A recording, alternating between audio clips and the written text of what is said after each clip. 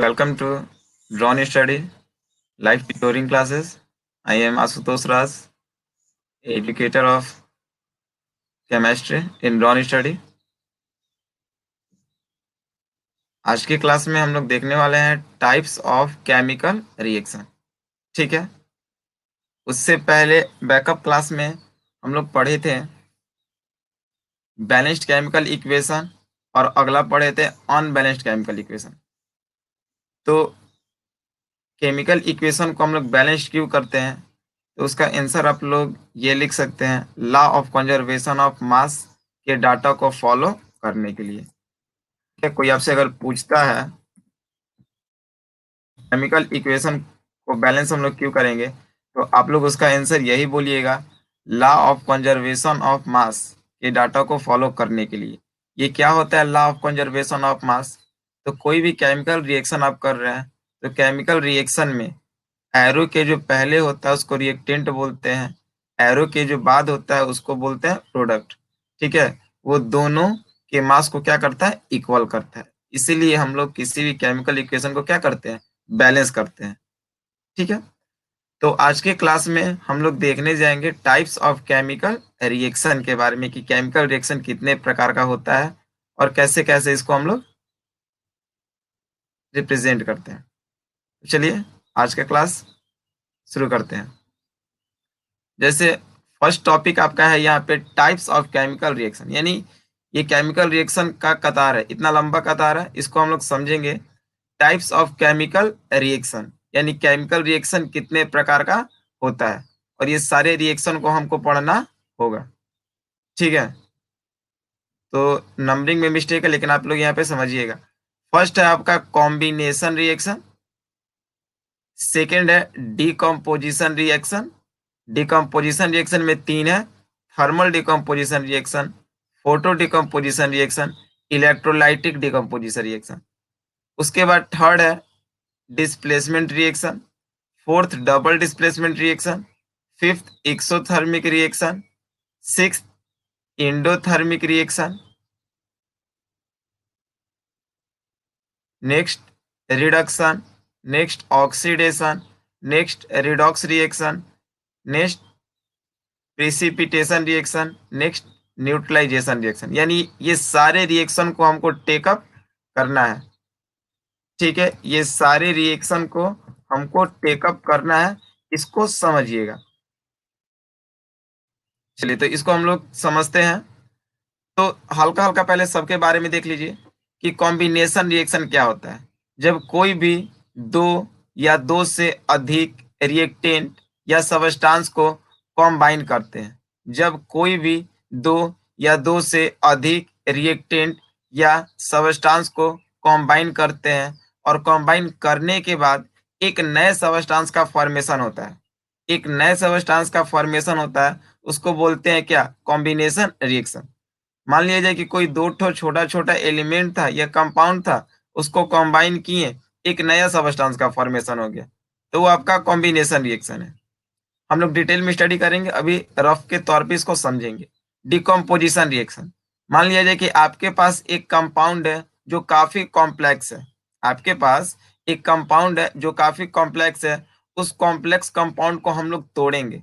अब तोड़ने के रूप में हीट भी आ सकता है, लाइट भी आ सकता है, इलेक्ट्रिक स्पार्क इलेक्ट्रिसिटी भी आ सकता है। तो जब एक कॉम्प्लेक्स कंपाउंड टूट के छोटे छोटे प्रोडक्ट में, सिंपलर प्रोडक्ट में बनता है, उसको बोलते हैं डिकम्पोजिशन रिएक्शन। अब तोड़ने के लिए यही तीन प्रोसेस वैलिड होगा। थर्मल, हीट के कारण टूट सकता है, फोटो, सनलाइट के कारण टूट सकता है, इलेक्ट्रोलाइटिक, इलेक्ट्रिक करंट के कारण टूट सकता है। तो जब कोई भी एक कॉम्प्लेक्स कंपाउंड, जब कोई भी एक कॉम्प्लेक्स कंपाउंड ब्रेक डाउन होके दो सिंपलर सिंपलर प्रोडक्ट का फॉर्मेशन करेगा, या तो वो हीट के प्रेजेंस में हो सकता है, या तो वो सनलाइट के प्रेजेंस में हो सकता है, या तो वो इलेक्ट्रोलाइट्स यानी इलेक्ट्रिक स्पार्क के प्रेजेंस में हो सकता है, कहलाता है क्या, डिकम्पोजिशन रिएक्शन। डिस्प्लेसमेंट रिएक्शन का मतलब क्या, कि जब हम लोग डिस्प्लेसमेंट रिएक्शन पढ़ेंगे, उसमें सबसे पहले रिएक्टिविटी सीरीज आपको पढ़ना होगा। तो आपको हम रिएक्टिविटी सीरीज उसको भी फंडा वाइज बता देंगे, ट्रिक वाइज, ठीक है। रिएक्टिविटी सीरीज का मतलब कि हम लोग देखेंगे कि कौन मेटल सबसे ज्यादा रिएक्ट करता है, उससे कम, उससे कम, उससे कम, उसके आधार पे एक सीरीज ऑब्टेंड होता है जो टॉप टू बॉटम होता है। तो उसमें क्या होता है रिएक्टिविटी सीरीज में कि वो बता उसमें समझा जाता है कि कौन हाई रिएक्टिव मेटल है और कौन लो रिएक्टिव मेटल है। यानी डिस्प्लेसमेंट रिएक्शन में होता क्या है कि जो मोर रिएक्टिव मेटल होता है वो किसी भी सॉल्यूशन में से जो मोर रिएक्टिव मेटल होता है वो किसी भी सॉल्यूशन में से लेस रिएक्टिव मेटल को क्या करता है, डिस्प्लेस करता है, ठीक है। डबल डिस्प्लेसमेंट में दो ठो सॉल्यूशन होगा और दोनों वाला आयन एक दूसरे को क्या करेगा, डिस्प्लेस्ड करेगा। डिस्प्लेसमेंट का मतलब सिंगल डिस्प्लेसमेंट, एक डिस्प्लेस करता है। डबल डिस्प्लेसमेंट का मतलब दो सॉल्यूशन रहेगा, दोनों डिस्प्लेस करेगा। एक्सोथर्मिक, एक्सो का मतलब होता है निकलना, थर्मिक का मतलब हीट। जिस रिएक्शन में से हीट रिलीज होता है उसको एक्सोथर्मिक रिएक्शन बोलते हैं। इंडोथर्मिक, इंडोथर्मिक का मतलब जिस रिएक्शन में हीट एब्जॉर्ब होता है, हीट रह जाता है, उसको बोलते हैं इंडोथर्मिक।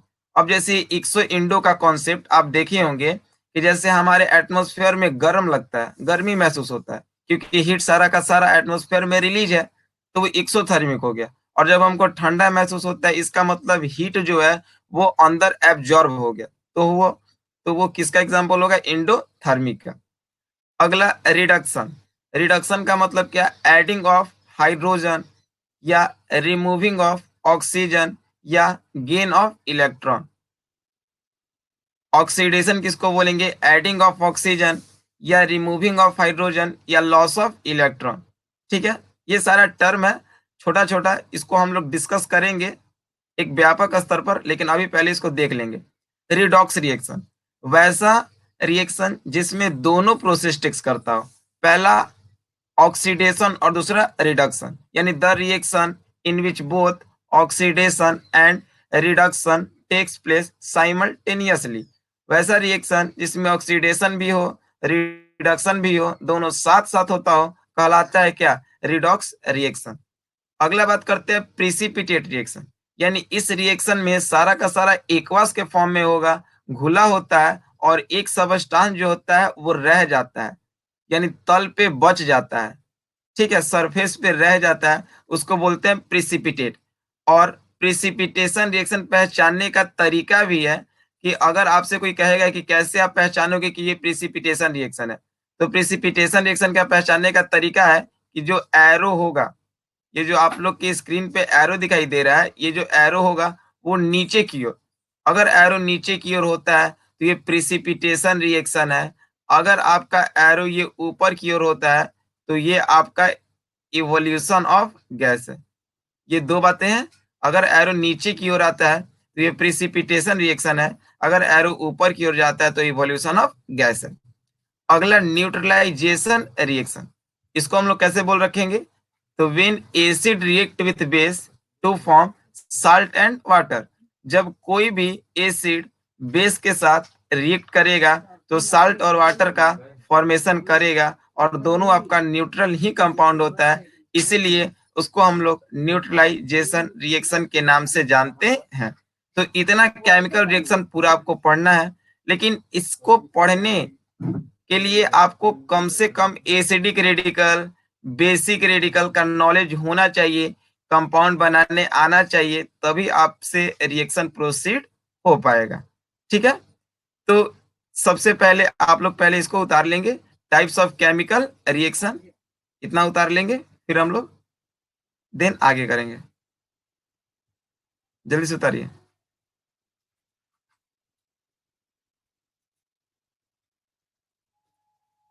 हो जाएगा तो कमेंट सेक्शन में लिख देंगे, ठीक है, जल्दी करेंगे।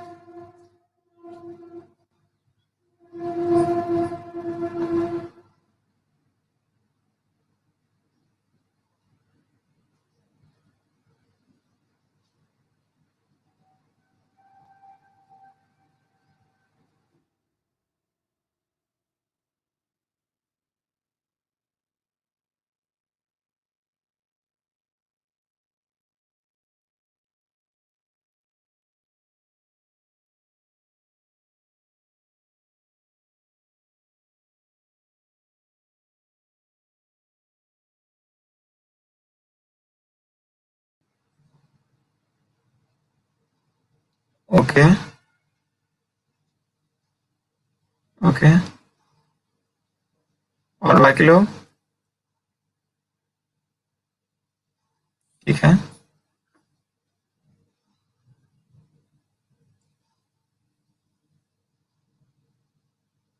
बाकी लोग कमेंट फास्ट करें।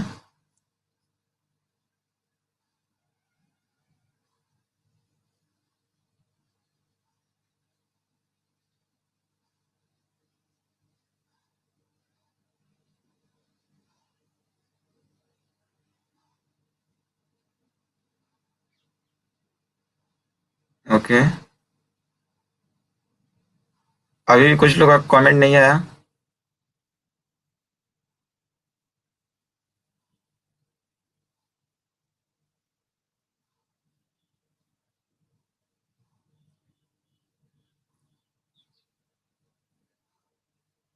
ओके,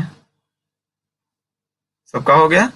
चलिए अब हम लोग आगे देखने जा रहे हैं। स्टार्ट करते हैं पहला, जिसका नाम है कॉम्बिनेशन रिएक्शन। चलिए टॉपिक डालेंगे।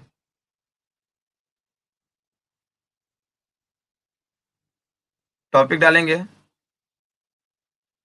Combination reaction.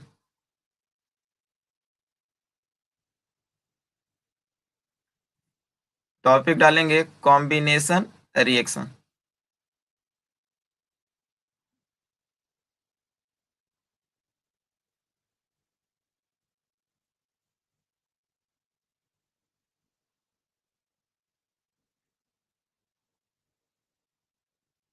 चलिए इसको पहले समझ लीजिए, फिर उसके बाद लिख लीजिएगा। देखिए, कॉम्बिनेशन रिएक्शन का मतलब क्या। डिफिनीशन एकदम इजी वे में जाएगा, बस समझते चलना है।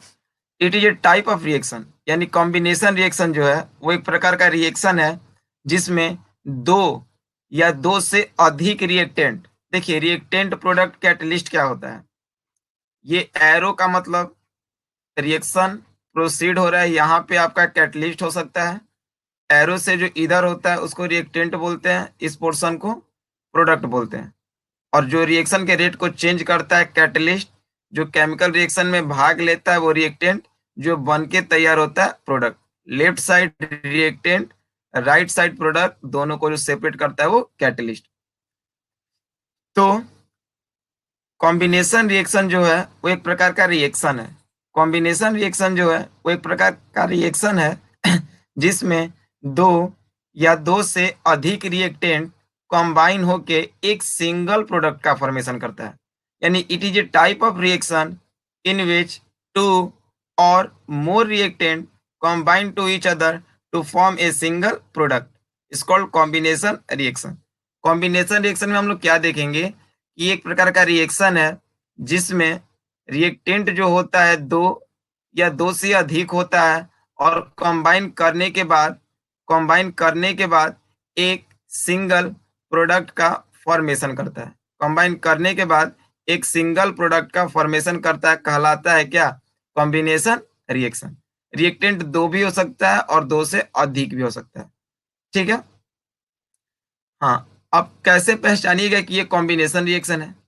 तो देखिएगा कि दो या दो से अधिक रिएक्टेंट होगा और प्रोडक्ट जो है वो आपका एक होगा। यानी इस प्रकार का जब आपको रिप्रेजेंटेशन दिखाई देगा, ध्यान से देखिएगा, अगर इस प्रकार का जो भी आपको रिप्रेजेंटेशन दिखाई देगा तो आप इसको समझ जाइएगा कि कौन सा रिएक्शन है, कॉम्बिनेशन रिएक्शन।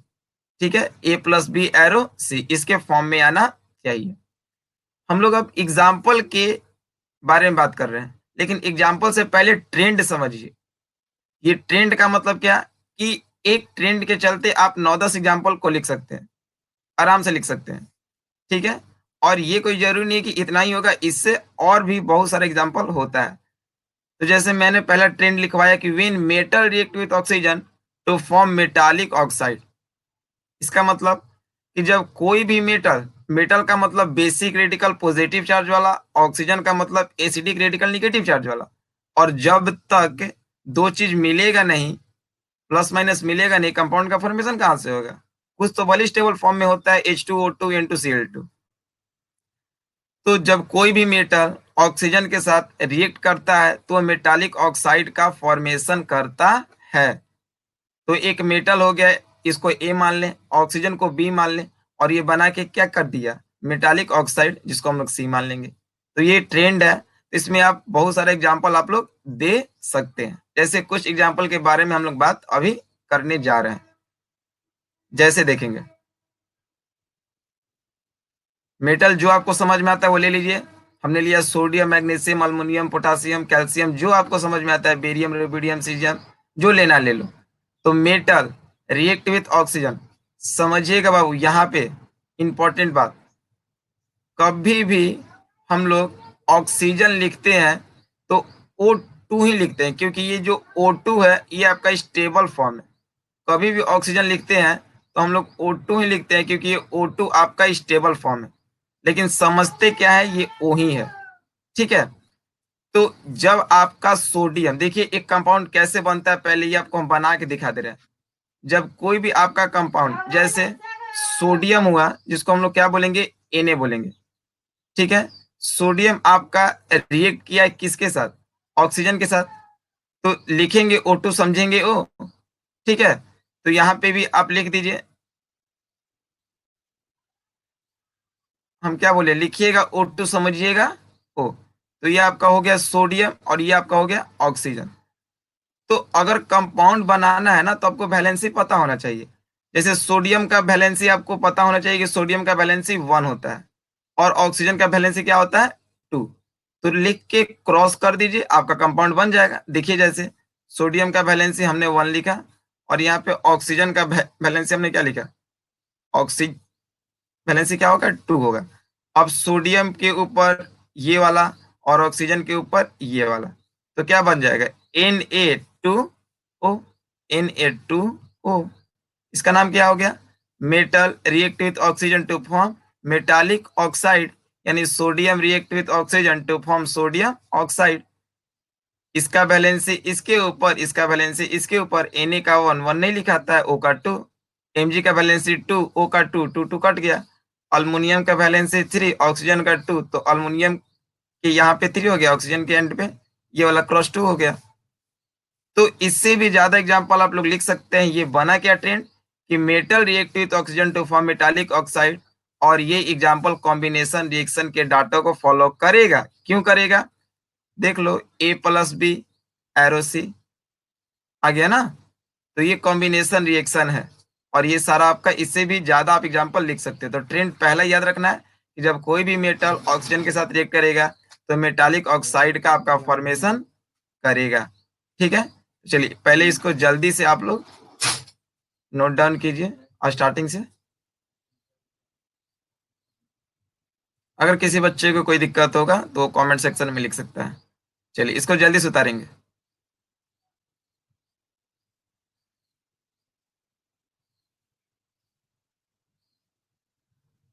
और बाकी जितने न्यू स्टूडेंट ज्वाइन किए हैं उनको थोड़ा सा कंपाउंड वो सब में दिक्कत होगा, लेकिन एसिडिक बेसिक रेडिकल क्लियर है तो कोई दिक्कत नहीं होगा।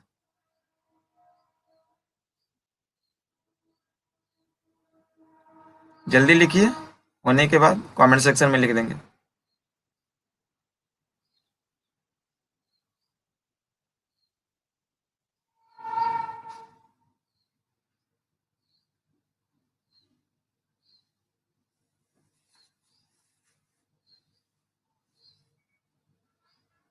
ठीक है। और बाकी लोग,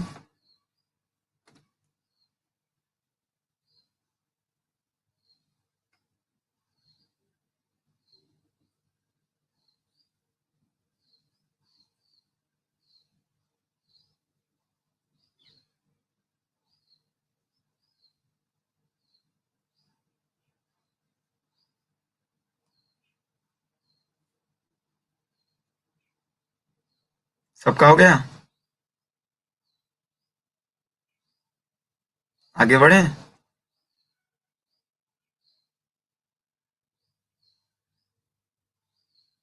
ओके, चलिए। तो ये एग्जांपल वाला ट्रेंड आप लोग लिख लिए ना, when metal react with oxygen to form metallic oxide. एक चीज बाबू समझिएगा, हम इसको डायरेक्ट स्केलेटल के फॉर्म में लिख दिए। इसको आप वर्ड इक्वेशन भी लिख सकते हो, जैसे when sodium react with oxygen in the presence जहाँ भी बोलेंगे वहाँ का मतलब catalyst. When sodium react with oxygen in the presence of heat to form sodium oxide. Catalyst दे भी सकते हो या नहीं भी। फिर उसके बाद लैंग्वेज लिखने के बाद ये लिख दो। फिर लिख दो language when magnesium react with oxygen to form magnesium oxide. ठीक है? तो लैंग्वेज भी लिख सकते हो, तो लैंग्वेज वाला वर्ड इक्वेशन होता है और ये वाला आपका स्केलेटल इक्वेशन। जल्दी से उतारो ये 4। अब ये स्केलेटल में उतारो, बाद में अपना फिर वर्ड लिखते चलना।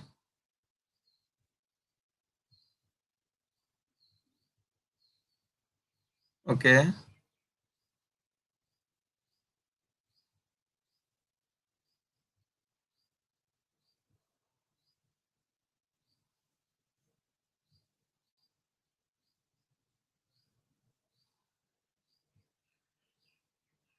किसी बच्चे को दिक्कत होगा वो तुरंत पूछेगा, ठीक है? ओके,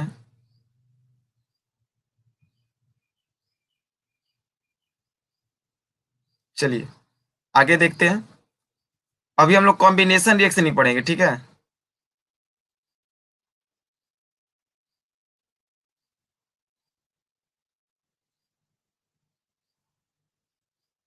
ठीक है, देख लिया जाएगा।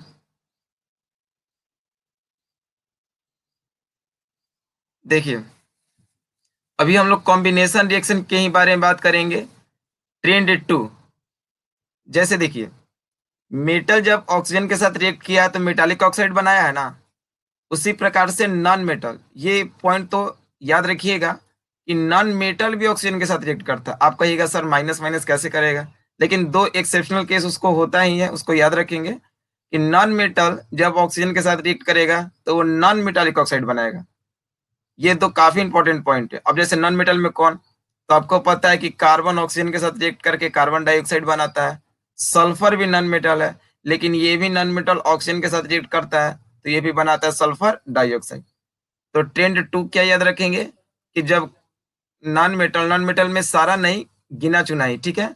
जब नॉन मेटल ऑक्सीजन के साथ रिएक्ट करेगा तो वो नॉन मेटालिक ऑक्साइड बनाएगा।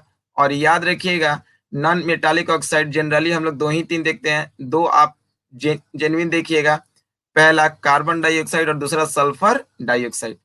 तो ट्रेंड क्या बना कि जब नॉन मेटल रिएक्ट करेगा ऑक्सीजन के साथ तो क्या बनाएगा? नॉन मेटालिक का ऑक्साइड। ये भी आपका कॉम्बिनेशन है। जैसे carbon react with oxygen to form carbon dioxide, ठीक है? अब ये कैसे, तो आपको पता है कि कार्बन का और यहाँ पे ऑक्सीजन का तो लिखेंगे O2, समझेंगे वो, ठीक है? तो आप अगर इसको चेक कीजिएगा तो कार्बन का तो वैलेंसी 4 होता है बाबू। कार्बन का वैलेंसी क्या होता है? 4। ऑक्सीजन का वैलेंसी क्या होता है? कार्बन का वैलेंसी आप देखिएगा तो 4 होता है और ऑक्सीजन का वैलेंसी आपको पता होना चाहिए 2 होता है, ठीक है? तो जब ऑक्सीजन का वैलेंसी यहाँ से 2 लिखिएगा, तो आपको पता है 2 से 4 2 बार में कट जाएगा। तो सी के पास कुछ भी नहीं बचेगा और इसके पास 2 बचेगा। क्लियर हो रहा है? तो ये हो जाएगा CO2, ठीक है? तो ये नॉन मेटालिक ऑक्साइड है, सल्फर का भी लिख सकते हैं। हाँ, बहुत बढ़िया। नाइट्रोजन वाला भी हो सकता है। हाँ, सल्फर ऑक्साइड, नाइट्रोजन ऑक्साइड, लेकिन नाइट्रोजन ऑक्सीजन के साथ रिएक्ट करके चलिए बहुत बढ़िया बात। नाइट्रोजन ऑक्सीजन के साथ रिएक्ट करके 5 अलग-अलग ऑक्साइड बनाता है, ठीक है? आप लोग जनरली 2 ही याद कीजिए, कार्बन डाइऑक्साइड और अगला याद कर लीजिए सल्फर डाइऑक्साइड। नाइट्रोजन भी करता है, लेकिन नाइट्रोजन ऑक्सीजन के साथ रिएक्ट करके 5 अलग-अलग ऑक्साइड का फॉर्मेशन करता है, ठीक है? तो चलिए इसको जल्दी से उतार लीजिए। होने के बाद कमेंट सेक्शन में लिख देंगे। जेनुइन 2 होता है, कार्बन और एक सल्फर। वैसे तो नाइट्रोजन भी बोल सकते हैं। नाइट्रोजन ऐसा एलिमेंट है कि वो ऑक्सीजन के साथ रिएक्ट करके 5 अलग-अलग कंपाउंड का फॉर्मेशन करता है। हाँ, लिख सकते हैं, कोई दिक्कत नहीं है।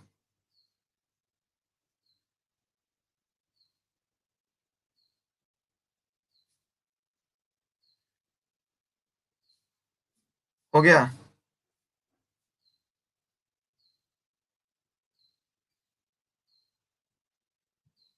आज के देखते हैं क्विज कंपटीशन में किसका नंबर ऑफ क्वेश्चन ज्यादा सही होता है। चलिए, अभी हम लोग कॉम्बिनेशन रिएक्शन ही पढ़ रहे हैं, ठीक है।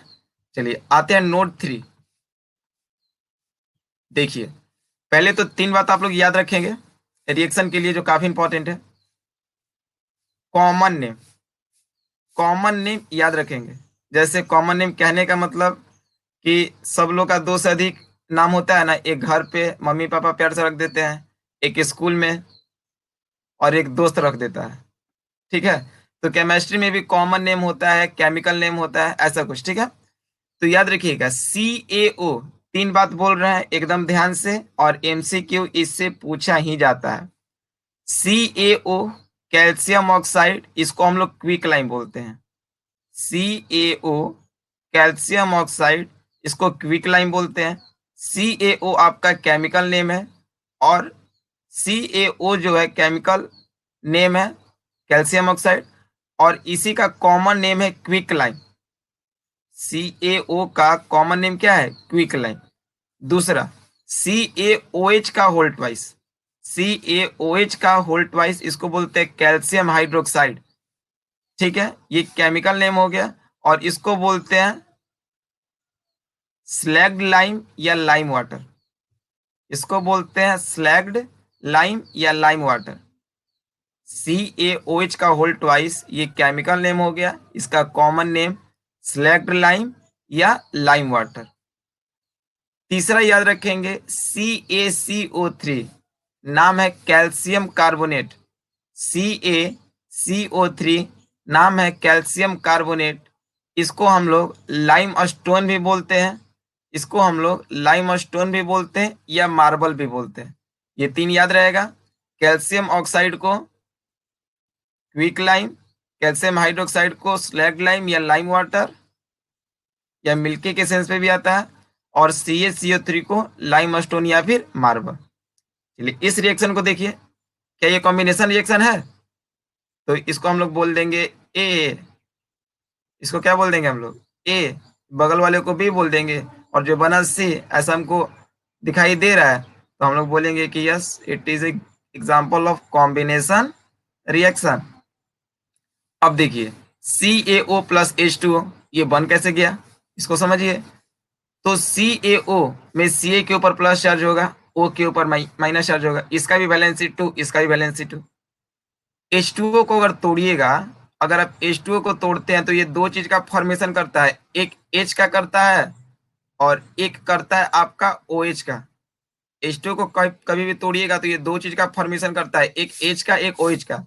H के ऊपर सबको पता होना चाहिए प्लस चार्ज होता है, और कंपाउंड न्यूट्रल है, तो जब इसके ऊपर प्लस तो इसके ऊपर कौन सा चार्ज होना चाहिए? माइनस। और यहाँ पे Ca के ऊपर प्लस था, O के ऊपर माइनस था, तो अब ये Ca अट्रैक्ट करेगा किसको? OH को।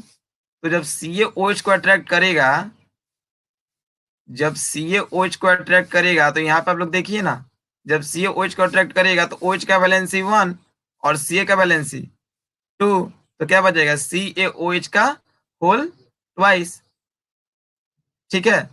और यहाँ से निकला क्या? H निकला, और H का मतलब हाइड्रोजन गैस आपका निकल जाएगा, यानी कहीं ना कहीं ये रिएक्शन जो है एक्सोथर्मिक है, हीट निकल रहा है, और कॉम्बिनेशन भी है। सबको क्लियर है? सबको क्लियर है? कोई दिक्कत?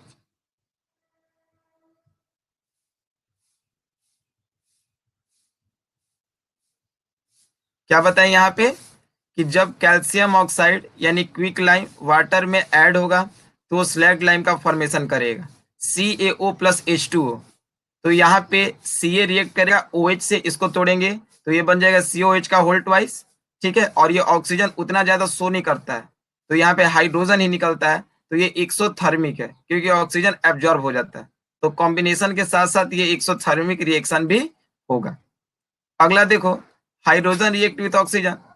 आपको बताएं कि कुछ ऐसा एलिमेंट होता है कि जो अपने स्टेबल फॉर्म में ही रहता है, जैसे हाइड्रोजन 2 के फॉर्म में, ऑक्सीजन 2 के फॉर्म में, नाइट्रोजन 2 के फॉर्म में, क्लोरीन Cl2 के फॉर्म में, ब्रोमीन Br2 के फॉर्म में, आयोडीन I2 के फॉर्म में, ठीक है। तो हाइड्रोजन 2 के फॉर्म में हो गया ये हाइड्रोजन गैस प्लस O2, 2 नीचे लिखेंगे, ठीक है। तो ये H2 + O2 ये दोनों गैस हो गया और जब रिएक्ट होगा तो कैटलिस्ट में आपका इलेक्ट्रिक स्पार्क आता है रूम टेम्परेचर। ठीक है, नहीं दिए तो कोई दिक्कत नहीं है यहाँ पे क्योंकि कॉम्बिनेशन है जनरली जोड़ के बना देना है। तो ये हाइड्रोजन और ऑक्सीजन कंबाइन करेगा तो वाटर बनेगा। क्यों? क्योंकि हाइड्रोजन का वैलेंसी 1 होता है जो इसके ऊपर, ऑक्सीजन का वैलेंसी 2 जो इसके ऊपर। यहाँ तक क्लियर हो गया सबको? जल्दी से नोट डाउन करेंगे, जल्दी से लिखेंगे सब लोग।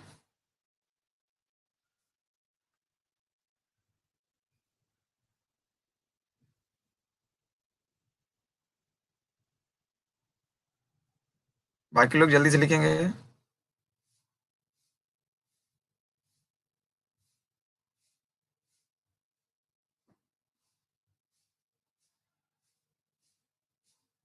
ओके,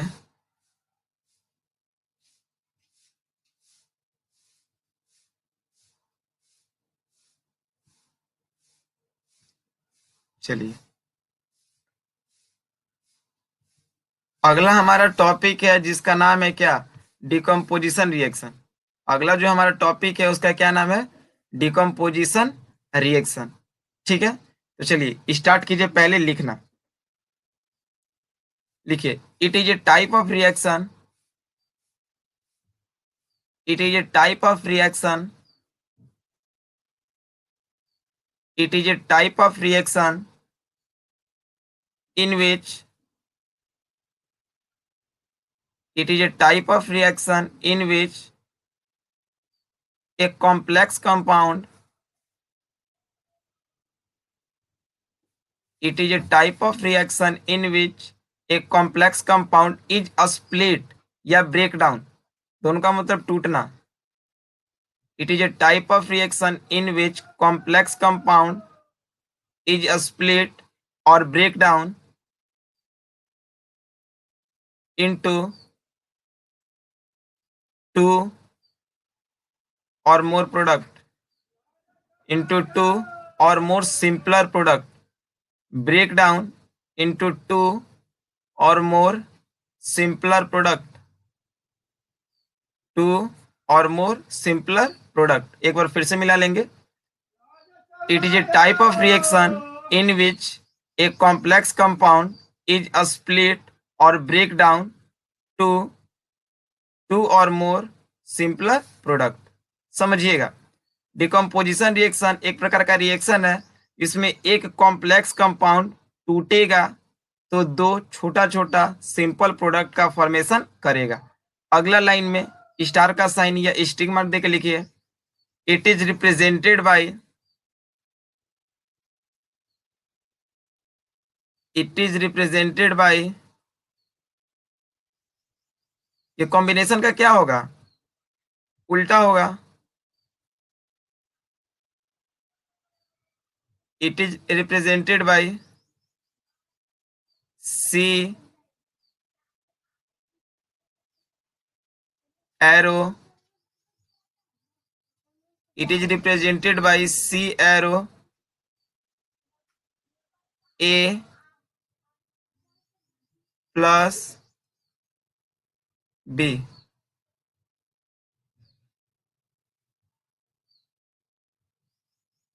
ठीक है, क्या बोले कि डिकम्पोजिशन रिएक्शन का रिप्रेजेंटेशन कैसे होगा? सी एरो ए प्लस बी, यानी सी का मतलब ये कॉम्प्लेक्स कंपाउंड हो गया और जब ये टूटेगा तो दो दो ठो सिंपलर प्रोडक्ट का फॉर्मेशन करेगा ए प्लस बी का। हो गया?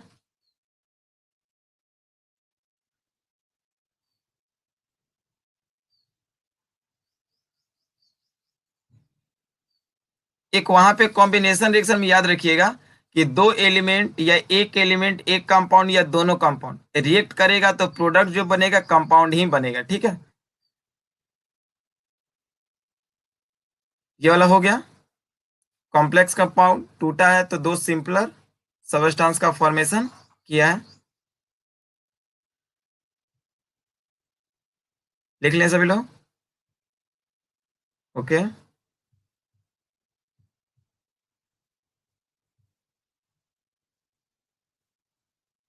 ठीक है, तो ये आपका डिकम्पोजिशन रिएक्शन हुआ। ठीक है, अब स्टिक मार्क देके लिखिए अगले लाइन में। It is three type. Decomposition reaction can be divided into three parts. Decomposition reaction can be divided into three parts.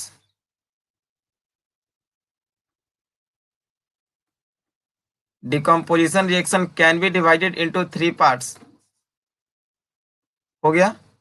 First में लिखेंगे थर्मल डिकम्पोजिशन रिएक्शन।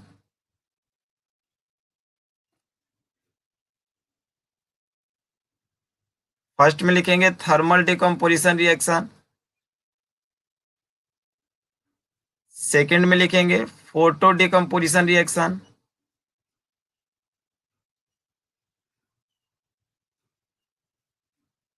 थर्ड में लिखेंगे इलेक्ट्रोलाइटिक डिकम्पोजिशन रिएक्शन।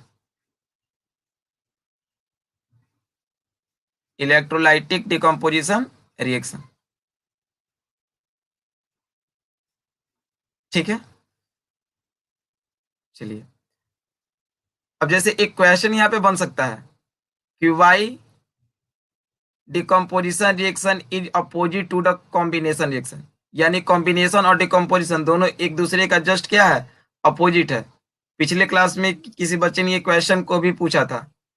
तो combination reaction decomposition reaction एक दूसरे के दोनों opposite है, तो क्या लिखिएगा, लिख सकते हैं ना कि इन कॉम्बिनेशन रिएक्शन टू और more reactant combine to form a product, और in decomposition reaction a product is break down into two और मोर देन सिंपलर सबस्टांस। ठीक है, ऐसा लिख सकते हैं आप लोग।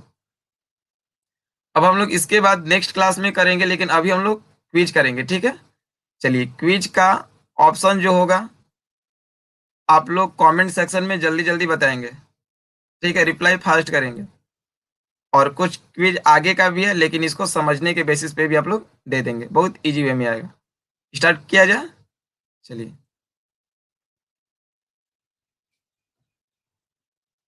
स्क्रीन पे आपके क्वेश्चन है, और देखिए जल्दी जल्दी ऑप्शन देंगे। FeSO4 फेरस सल्फेट कैटलिस्ट का मतलब हीट किए हैं।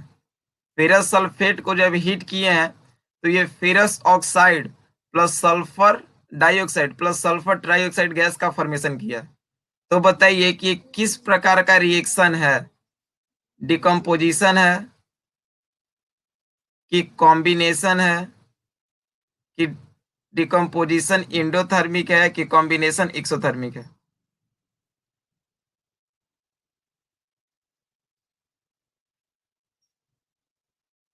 सिर्फ डिकम्पोजिशन थोड़ी दिया है, एक्सो इंडो भी तो ध्यान देना है।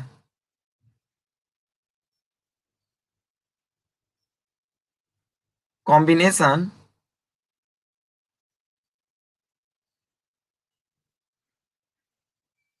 राइट आंसर इसका होगा बी। राइट आंसर इसका बी, सॉरी बी कर रहे हैं, सी होगा, क्योंकि ये डिकम्पोजिशन इंडोथर्मिक है। कैसे है तो पहले देख लीजिए। ये तो पहले एक कॉम्प्लेक्स कंपाउंड हो गया, सी होगा राइट आंसर, सही है।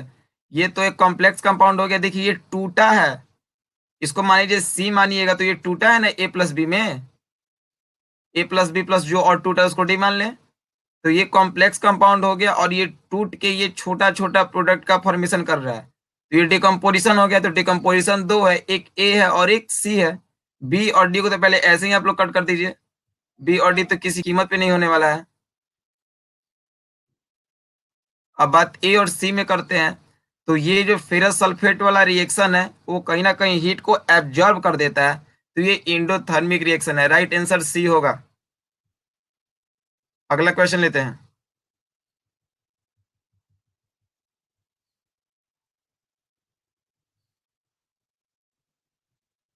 इंडोथर्मिक।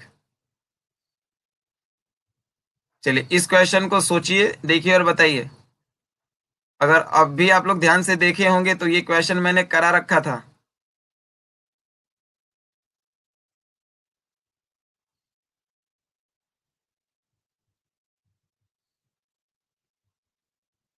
ये कॉम्प्लेक्स कंपाउंड है, ये टूट रहा है तो दो सिंपलर प्रोडक्ट का या दो से अधिक सिंपलर प्रोडक्ट का फॉर्मेशन कर रहा है तो डिकम्पोजिशन होगा, और इस रिएक्शन में हीट एब्जॉर्ब हो जाता है तो एंडोथर्मिक होगा।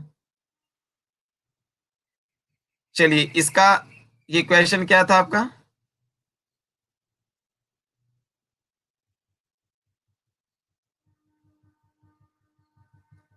देखिए सेकंड क्वेश्चन था आपका CaO+H2O, कैटलिस्ट एरो CaOH का whole twice plus heat, which type of reaction? तो A+B एरो C। बहुत बढ़िया, कॉम्बिनेशन। और कॉम्बिनेशन के साथ ये डी वाले कौन है जी? बी वाले। गलत है, राइट आंसर सी होगा। अभी तुरंत मैंने बता रखा था ना कि ये रिएक्शन में हीट क्या होता है, निकल जाता है, तो ये कॉम्बिनेशन एक्सोथर्मिक होगा। अगला क्वेश्चन लीजिए। ये तो किसी का गलती नहीं होना चाहिए। साइंटिफिक नेम का मतलब केमिकल नेम ही बताना है। क्विकलाइम का कैल्शियम कार्बोनेट, कि कैल्शियम ऑक्साइड, कि हाइड्रोजन कार्बाइड, की none of this? Right answer क्या होगा? बहुत बढ़िया, राइट आंसर इसका होगा बी, क्विकलाइम है ना, कैल्शियम ऑक्साइड होगा। ओके।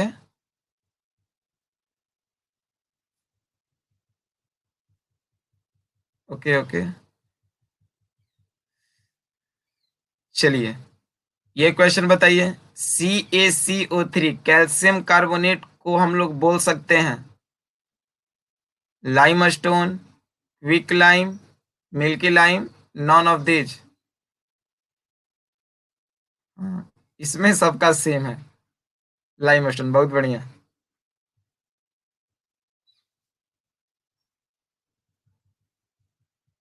Okay okay. ये बताइए, when H2O and CaO quick lime react, they will form dash type of solution? जब ये दोनों रिएक्ट करेगा, CaO और H2O, तो कैसा बनाएगा? Lime yellow, greenish, none of this, milky white? बहुत बढ़िया, राइट आंसर इसका होगा मिल्की वाइट। ओके। चलिए आगे करते हैं क्विज। ये एक क्वेश्चन बताइए, ये सारा इंपॉर्टेंट क्वेश्चन जा रहा है आपको। How to test evolve gas after experiment और ड्यूरिंग एक्सपेरिमेंट?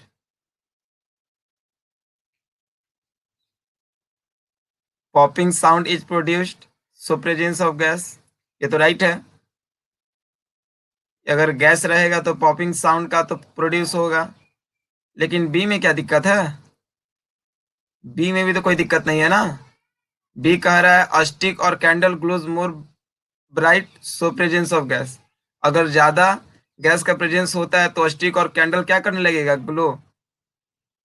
जब मैंने बोला कि बी वाला भी सही है तो अब लोग आंसर चेंज कर दे रहे हैं, सी कर दे रहे हैं बहुत लोग। राइट आंसर होगा both A and B. Okay,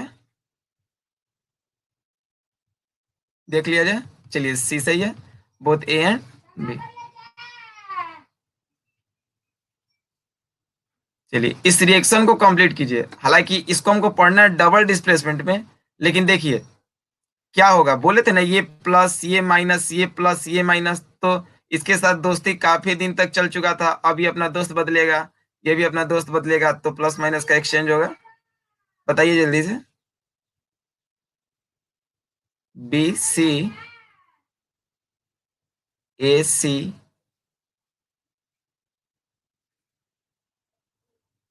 right answer, देखिए राइट आंसर क्या बनेगा। पहले तो Na और ये Cl, NaCl बनेगा, तो देखिए NaCl कहाँ है? चलिए तीनों में है, NaCl और फिर BaSO4, NaCl BaSO4, NaCl BaSO4, NaCl। Right answer C होगा वो। चलिए बहुत बढ़िया, सी होगा। आगे लेते हैं।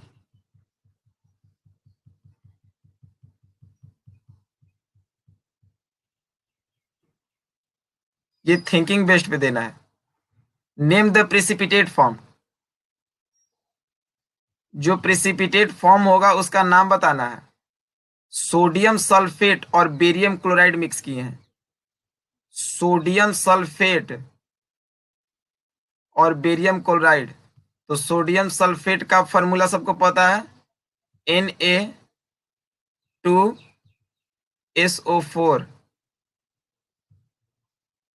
Na2SO4 ये हो गया सोडियम सल्फेट। और फिर मिक्स क्या किए हैं, बेरियम क्लोराइड। तो बेरियम क्लोराइड का क्या हो जाएगा, BaCl2 बना। ये बहुत इजी है आप लोग को, इसलिए हम तोड़ दे रहे हैं। और BaCl2।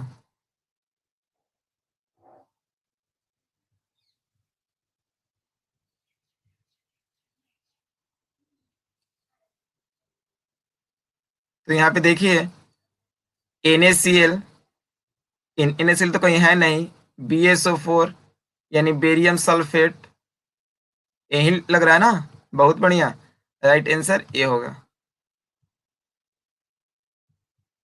अगला क्वेश्चन लेते हैं।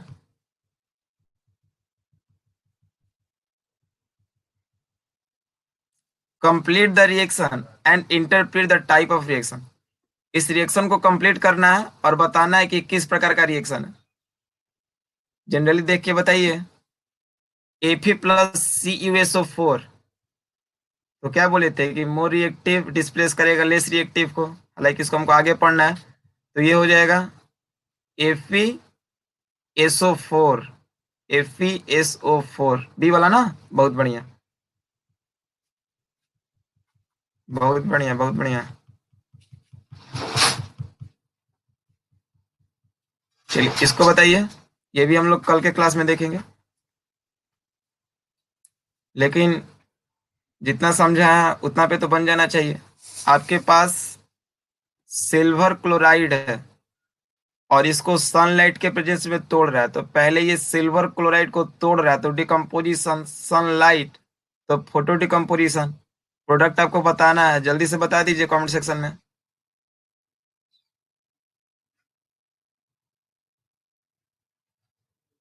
बैलेंस करते हुए।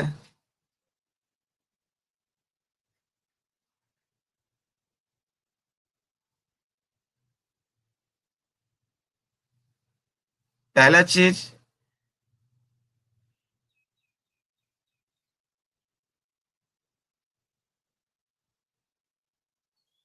राइट आंसर मेरे अनुसार सी होना चाहिए ना, क्योंकि Cl अगर टूटेगा तो ये Cl2 होगा स्टेबल फॉर्म, तो ये Cl2 है। और Ag का मतलब Ag ही होगा, लेकिन बैलेंस कीजिएगा तो देख लिया जाए, सी होना चाहिए। ठीक है, अगला बताया जाए। आयरन नेल को डिप्ट कर रहे हैं कॉपर सल्फेट, इसका क्वेश्चन पूछता है। इसको हम लोग एक एक्सपेरिमेंट के थ्रू भी कल देखेंगे, ठीक है। यानी आयरन है, डिप्ट कर रहे हैं कॉपर सल्फेट में, तो Fe+CuSO4, तो मोर वाला लेस को डिस्प्लेस करेगा। बहुत बढ़िया।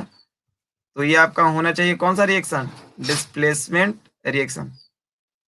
चलिए ठीक है, ओके ओके। तो ये था हम लोग का आज क्विज का कुछ क्वेश्चन, ठीक है।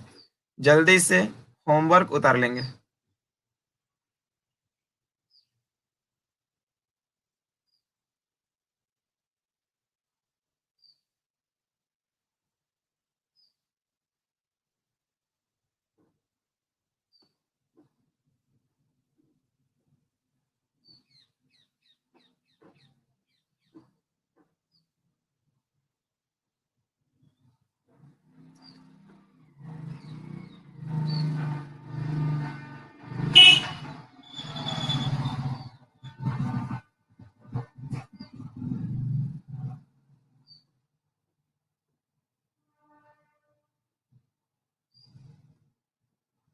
इसका छोटा था वो भी उतार लेगा। और बाकी हम लोग नेक्स्ट क्लास में ये असाइनमेंट वाले में आप लोग पोर्शन में जमा कर दीजिएगा, हम वहाँ से चेक कर लेंगे। और कल हम लोग पढ़ेंगे टाइप्स ऑफ डिकम्पोजिशन, उसको देखेंगे। फिर डिस्प्लेसमेंट, डबल डिस्प्लेसमेंट। सबको क्लियर है? ओके। किसी को कोई दिक्कत?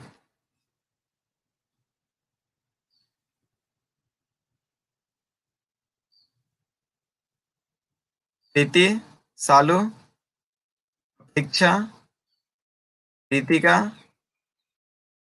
सृष्टि, प्रांजल, सेतु, आकांक्षा, अन्नू, विजया, हिमांशु, निकिता, कन्या भारती। किसी कोई दिक्कत है?